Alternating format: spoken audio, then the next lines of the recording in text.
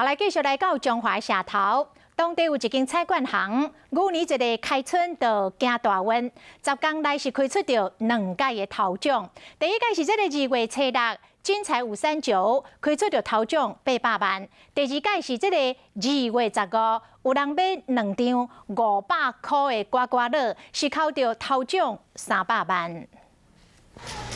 中华社头这间菜馆行门口搭红纸来庆祝，因为因10天来开2摆头奖。2月初6开金彩539头奖800万，2月15初4银财神这天开金牛奖刮刮乐头奖300万。他在现场刮，他也没有挑什么样的刮刮乐，他就叫我们随便拿一张给他。店家讲金彩539头奖的得主是用电脑选号，还有自选号码，结果得奖。卖刮刮乐的民众是请头家娘倒摕1张刮刮乐，结果头家娘摕过程无说2个落1张，民众就讲安尼2张拢买，无想到就是落来迄张扣着头奖。